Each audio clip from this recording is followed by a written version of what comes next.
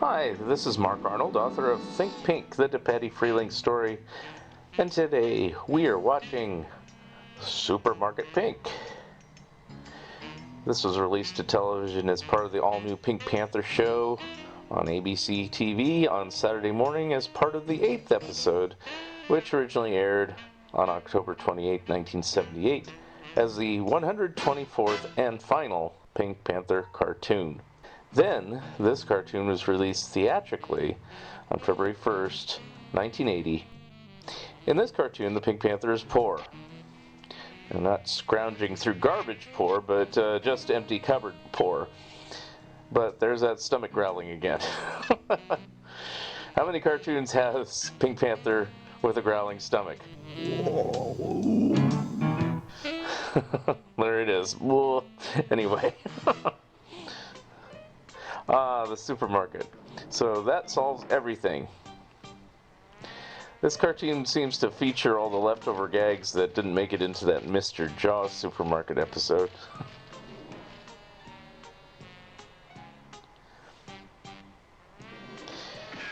As a footnote on this, an episode of the syndicated 1993 to 1995 Pink Panther show called Driving Mr. Pink actually was released theatrically on April 11, 1995, along with the animated feature film The Pebble and the Penguin.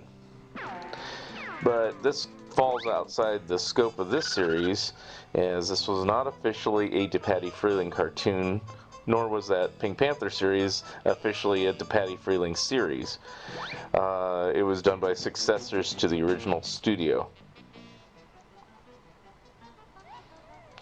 This is also the last cartoon directed by Brad Case, and the last cartoon scored by Steve DePatie, and the last cartoon released by United Artists, as United Artists fell victim to the Heaven's Gate fiasco, which is detailed at length in the book Final Cut. In short, basically, Heaven's Gate and unwieldy budget helped doing United Artists as a company, and the then current owners Transamerica dumped the feature film company, and it was snapped up by MGM, which is why MGM owns these DePatie Freeling cartoons to this day. Why does supermarket stack cans like this when they know they'll just be toppled over?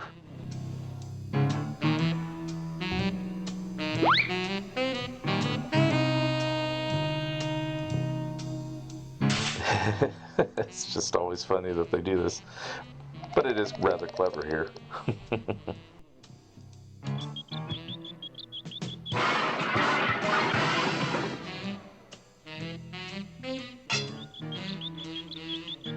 Let's see what's going on. Let's see if there's anything in the background. Baked goods, cheese, something 71 cents there.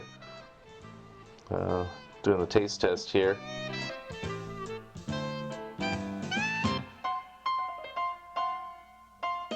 Geez, Pink Panther, you've been on TV for almost 10 years. Wouldn't you be used to the cameras by now?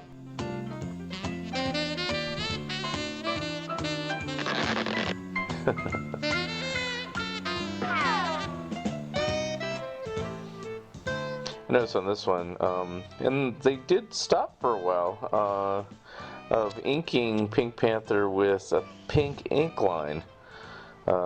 There's a while there that they just went to a black line, but here he is back with the pink ink line, which I prefer.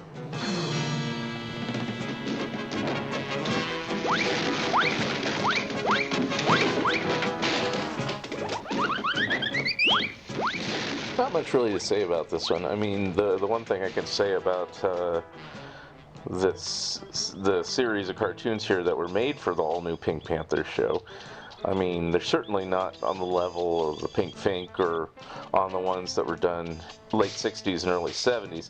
But overall,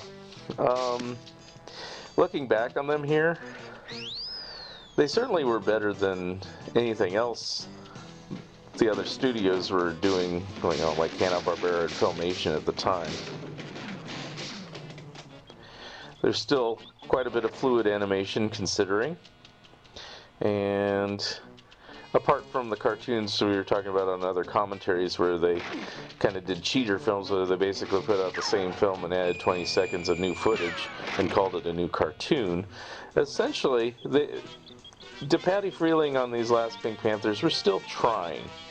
And, you know, there's still humor to be had, and they're still funny.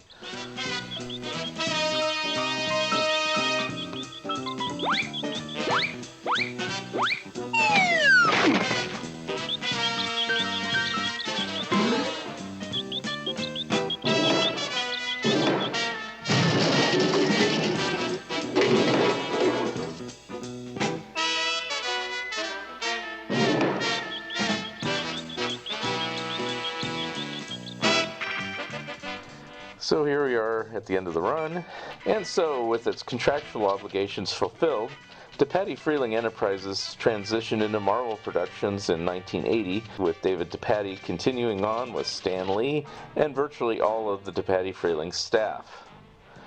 Friz Freeling went back to Warner Brothers to do a few more Looney Tunes compilations like the Looney Bugs Bunny movie and Daffy Duck's Fantastic Island, things like that.